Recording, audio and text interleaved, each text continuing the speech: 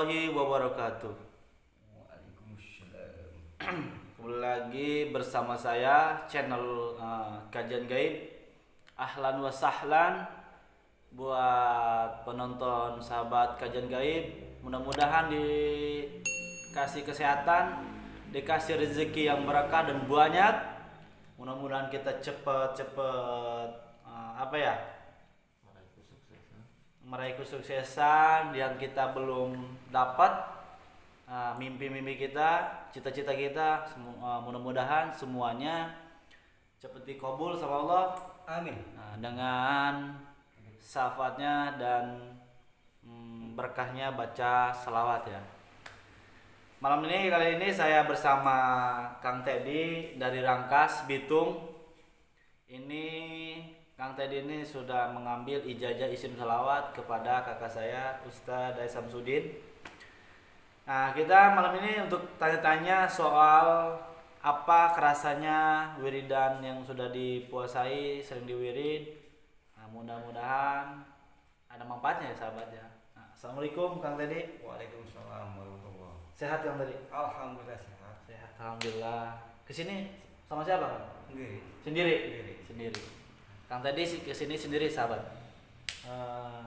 Udah berapa bulan ngambil puasa isim selawat dari kakak saya? Berapa bulan? Mungkin Udah lama? hampir tahun kurang. Setahun kurang ya? Jadi Kang Teddy ini ngambil isim selawat sudah setahun kurang. Gimana itu kerasanya? Alhamdulillah. Beda.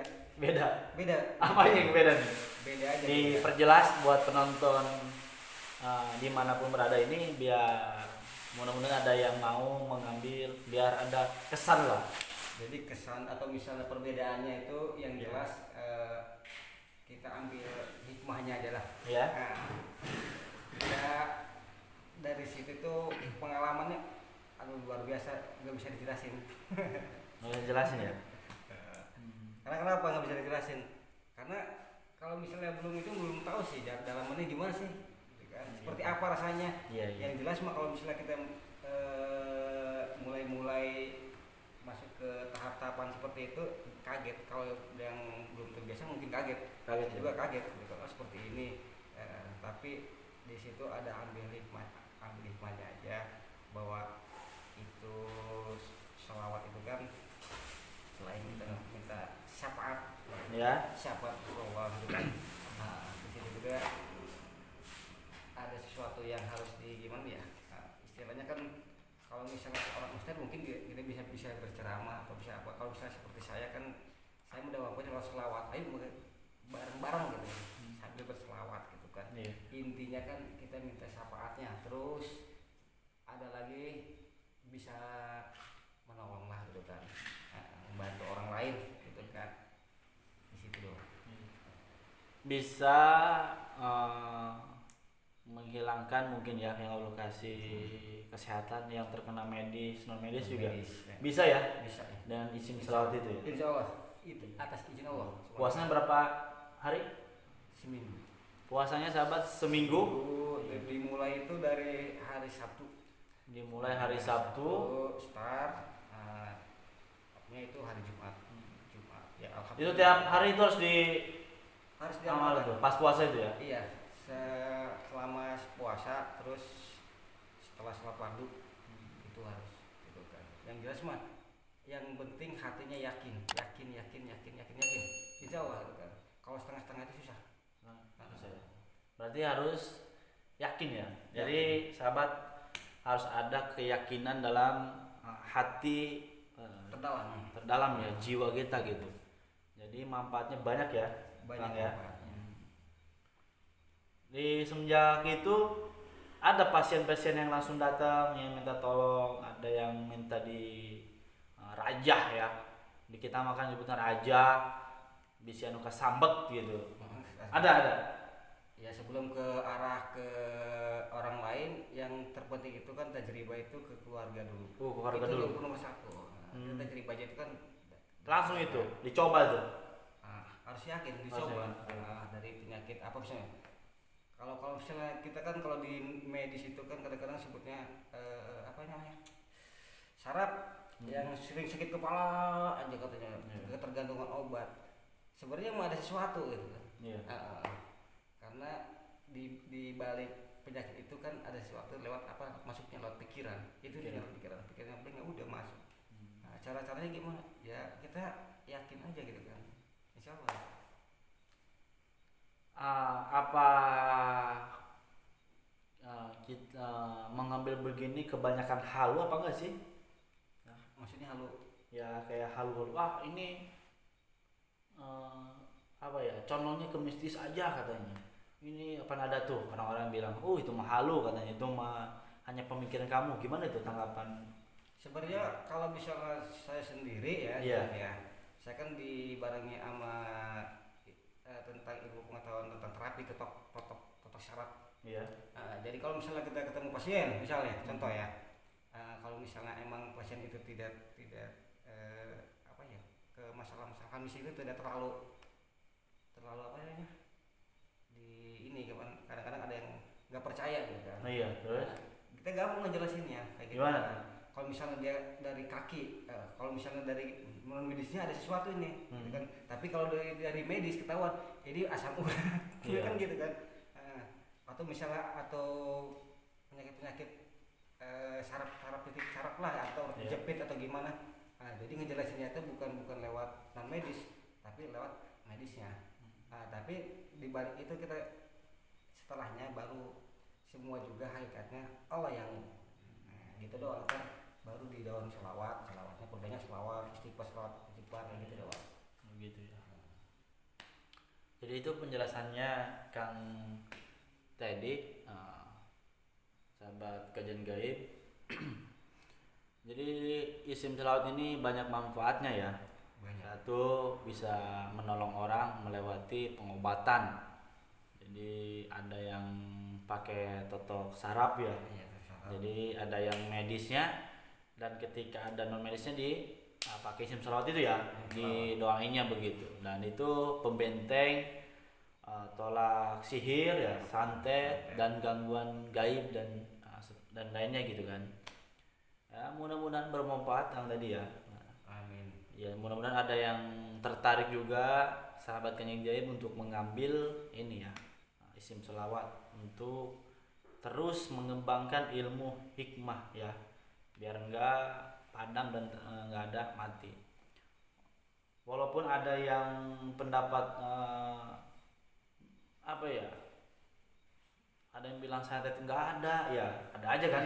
Apalagi sekarang lagi tenarnya, boomingnya dua iya kan, beda pendapat. Mungkin yang satunya ahli itunya ya bukan enggak bagus, tapi kelebihan mungkin ya, ada ya terlalu kesana gitu. Ada yang jalurnya bukan itu tapi menyalahkan gitu.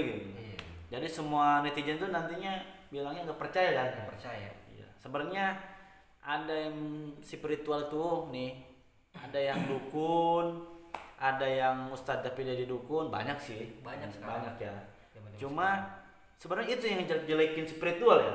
Ilmu hikmah itu yang itu, sahabat yang jelek-jelekin ilmu spiritual dan hikmah itu. Yang itu yang orang-orang begitu yang jelek-jelekin sebenarnya mah. Sebenarnya ilmu itu ada dari zaman dahulu.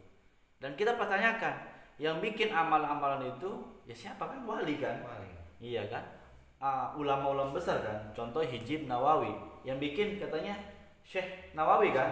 Iya, itu buat apa? Pembagar diri kita dari sihir, gangguan jin gitu ya.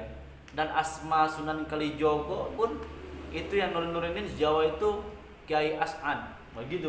Jadi kan kalau itu ilmu itu nggak boleh pelajari, kenapa kiai-kiai zaman dulu ngasih ya? Tapi saya punya selintingan katanya santri-santri dulu itu dikasihnya buat apa? Buat terjun ke masyarakat yang melawan preman, lawan dukun, ya itu santri-santri itu katanya gitu. Tapi kenapa ya zaman sekarang begini tuh Kang Dedi? Kenapa itu? Sebenarnya ada pro kontra itu lebih dahsyat gitu tuh. Sebenarnya kalau misalnya kayak gitu mah ngikuti kemudian zaman juga. Gitu. Zaman. Jadi udah masa-masanya kan, kita di zaman apa sih sekarang kan gitu. Gitu. Hal-hal kayak gitu udah mulai dibuat ya seolah-olah nggak percaya atau gimana. Berarti kalau nggak percaya tentang gue dong, kan gitu kan. Nah, nggak percaya tentang ketuhanan atau yang lainnya gitu kan, atau model apa gitu kan. Kalau misalnya ada orang yang seperti itu, yang nyata-nyatanya mah ya istilahnya saya juga pernah rasain gitu kan, tentang gue gimana, orang kesurupan cara nanganinnya gimana gitu kan, itu cara-caranya gitu kan. Nah saya mau nanya nih Kang tadi nih, pendapat aja nih mah, ya kita sumber dari kita mungkin belum ada ya, tapi cuma dengar dari ulama lah. Tapi sebagian nih sekarang lagi booming lah di sosial media, di YouTube, mau di TikTok, mau di Facebook. Katanya orang yang bisa melihat jin itu nanti dipertanyakan syahadatnya, katanya nih, ada yang lain bilang begitu kan. Dan mereka nggak diterima Islamnya dan syahadatnya harus ulangi katanya, yang bisa melihat jin itu. Menurut Kang tadi gimana tuh? Orang emang ada bisa melihat jin apa enggak sih? Sebenarnya kan di Al-Quran juga ada kan ya, ada gimana? juga kan. Menghapus saya kan yang jelas mah udah direct. Kalau misalnya orang yang bisa melihat jin katanya dia termasuk golongan jin. Iya. Nah, karena dunia jin itu nggak bisa dilihat kasat mata gitu kan. Hanya orang-orang pilihan Allah aja yang bisa kan gitu kan. Kalau misalnya sekedar kayak kita manusia yang banyak dosa gitu kan. Bahkan yang seperti itu yang gampang dipengaruhi sama jin. Diplesetin. Nah, seperti itu gitu kan. Dan sekarang gini, kalau orang melihat jin itu misalkan dalam dirinya ada jinnya, mungkin ada kan. Tapi kan ada juga yang Allah kasih kelebihan yang bisa melihat goib yang di alam lain kan, yaitu jin. Katanya itu ya ditanyakan persyaratannya. Kalau kita balikin lagi kepada Nabi Sulaiman yang bisa melihat jin. Orang-orang membantah, jangan kamu samakan katanya kepada Nabi. Dan saya balikin lagi, dan saya punya ilmu kebal, bukan saya sih, ada orang yang punya ilmu kebal. Gak ada di zaman Nabi kebal. Kalau Nabi kebal zaman dulu katanya kalau perang nggak kan, nggak mempan. Dan saya balikin lagi ke orang itu, kan saya bukan Nabi, jangan sama-sama kan saya sama Nabi, saya manusia biasa, tapi saya berikhtiar untuk apa ya, tolak bala lah gitu kan, tolak bala syariat buat kita keselamatan. Tapi ada yang jawab itu nggak ada zaman Nabi gitu kan. Kamu itu ilmu dari mana kamu? Gitu bilangnya netizen, kalau ada orang-orang sekitar lah yang bilang begitu. Kalau misalnya masyarakat percaya di itu mah ya tergantung masing-masing aja ya gitu kan. Masing-masing aja ya. Maksudnya gini, kalau bahasa ininya mah apa bahasa Sunda mah ngajidilah. Iya harus gitu kan. Ngajidilah gitu kan. Jadi pemahamannya itu yang dibuat bulak belok. Kadang-kadang yang orang awam itu kan bingung, dia nggak mau ke si A atau ke si B gitu kan, ngikutnya atau bisa kemana. Makanya kan kalau zaman sekarang itu guys nggak aneh gitu kan, apalagi tentang masalah bid'ah karena udah ada skenario nya gitu kan. Udah seperti itu harusnya gitu kan. Kita nggak bisa harus gimana lagi, nggak bisa gitu kan. Semua juga udah diatur, baik lagi ke sana gitu kan. Jadi begitu sahabat, penjelasan yang kita malam ini obrolkan, bincang ya. Jadi meluas gini ya.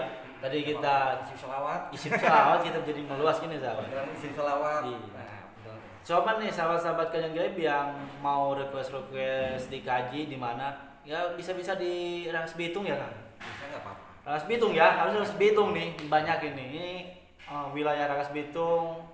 Apa itu namanya? Di Kampung Empang Pasar. Kampung Empang Pasar. Tahu ada yang kenal 12 ngopi bareng ya, juragan sadayana yo. Orang bahasa Sunda bae ya kudu nama yo. Coba dipantengkeun Kajian Gaib, di-share cenah nu seueur nontonna. Dukung ya channel abdi nya Kajian Gaib di TikTok.